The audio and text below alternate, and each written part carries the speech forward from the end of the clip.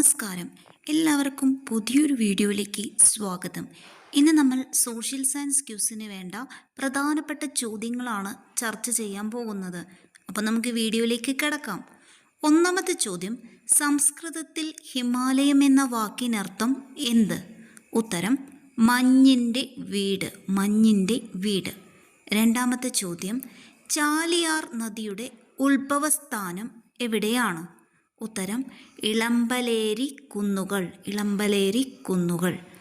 മൂന്നാമത്തെ ചോദ്യം, കേരളത്തിൽ ഏറ്റവും വടക്കേ അറ്റത്തുള്ള നദി ഏതാണ്? ഉത്തരം മഞ്ചേശ്വരം പുഴ.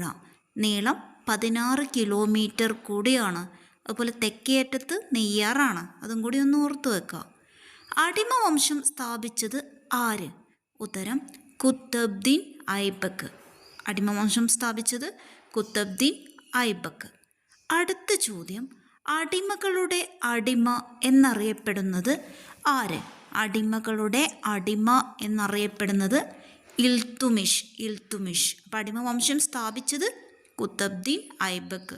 അടിമകളുടെ അടിമ ഇൽത്തുമിഷ്. അടുത്ത ചോദ്യം, അഭിനവ ഭോജൻ, ആന്ധ്ര ഭോജൻ എന്നിങ്ങനെ അറിയപ്പെടുന്ന ഭരണാധികാരി ആര്? ഉത്തരം കൃഷ്ണദേവരായർ. അടുത്ത ചോദ്യം, തളിക്കോട്ട യുദ്ധം നടന്ന വർഷം? ഉത്തരം 1565. അടുത്ത ചോദ്യം, ഏറ്റവും നീളം കൂടിയ രണ്ടാമത്തെ ഉപദ്വീപീയ നദി ഏത്? ഉത്തരം കൃഷ്ണ. ചലിക്കുന്ന ശില്പം എന്നറിയപ്പെടുന്ന കലാരൂപം ഏത്? ഉത്തരം ഒഡീസി. ചലിക്കുന്ന കാവ്യം എന്നറിയപ്പെടുന്നതാണെങ്കിലോ? ഭരതനാട്യം. അപ്പം മാറരുത്.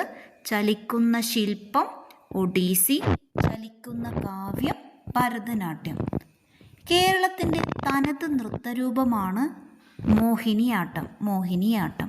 നമുക്കിനി കൂടുതൽ ചോദ്യങ്ങളുമായി വീണ്ടും